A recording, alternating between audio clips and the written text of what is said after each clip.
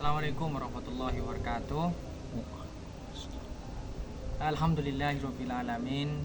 Patut kiranya kita bersyukur kepada Allah karena pada kesempatan kali ini saya masih bisa diperkenankan untuk membuat video vlog-vlog mengenai tugas-tugas yang diberikan oleh Bapak Purwo tersayang. Tentunya hal ini merupakan salah satu pemenuhan tugas di dalam nantinya memberikan nilai terhadap kriteria dan terhadap proses belajar mengajar yang ada di kelas, termasuk keaktifan saya seperti itu. Sebenarnya saya akan membahas tentang arkeologi. Kalau kalian pernah datang ke museum terus atau datang ke tempat-tempat bersejarah yang di sana ditemukan seperti kalau di Jember ada menhir, batu kenong, dan juga ada duplang seperti itu. Itu merupakan salah satu benda yang bersejarah seperti itu. Nah, di dalam benda bersejarah itu, di dalam ranah akademik atau kampus, itu ada pembahasannya tersendiri atau ada ilmunya tersendiri yang membahas tentang hal itu. Yaitu ilmu yang membahas tentang hal itu adalah ilmu arkeologi. Apa itu ilmu arkeologi? Secara kata, kata arkeologi itu berasal dari bahasa Yunani, yaitu dari kata arkeo dan juga logos. Arkeo sendiri berarti kuno, sedangkan logos berarti ilmu. Artinya ilmu yang kuno. Maksud dari ilmu yang kuno itu adalah artinya arkeologi itu mempelajari suatu benda-benda yang kuno atau peradaban-peradaban yang kuno yang pernah terjadi di masa lampau seperti itu. Yaitu ilmu yang mempelajari tentang kebudayaan-kebudayaan yang kuno. Semisal kebudayaan Sumeria, kebudayaan Romawi kuno, dan juga kebudayaan-kebudayaan prasejarah, dan juga kebudayaan-kebudayaan zaman-zaman kerajaan yang ada di Indonesia yaitu. Jadi arkeologi, titik fokus dari arkeologi itu berarti mempelajari tentang hal yang telah berlalu. Meskipun dalam perkembangannya arkeologi nanti tidak hanya membahas tentang hal-hal yang benda-benda yang sifatnya kuno seperti itu, purbakala seperti itu. Di Indonesia sendiri, ilmu arkeologi pertama kali ada ketika dibentuk oleh masa kolonial, yaitu pada waktu itu tahun 1913.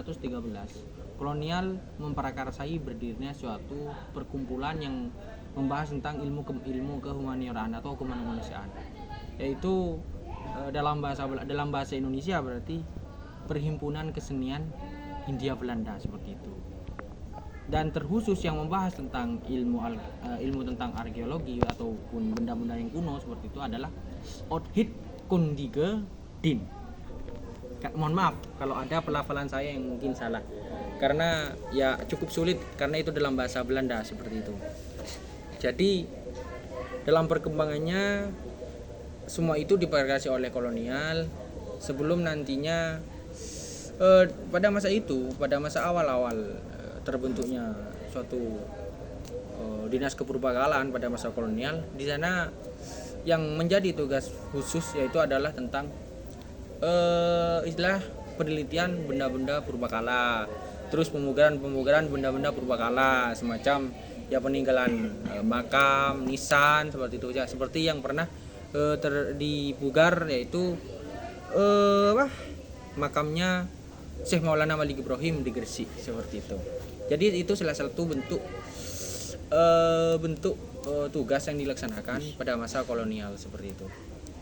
Terus setelah kolonialisme telah berhenti, perkembangan arkeologi Indonesia nampaknya masih mengalami pasang surut, karena memang pada waktu itu Indonesia masih mempersiapkan kemerdekaannya dan merumuskan bagaimana nanti Indonesia ketika merdeka. Baru pada tahun 1953 kalau nggak keliru ya, ataupun pada waktu itu sudah arkeologi sudah memantapkan sebagai ilmu.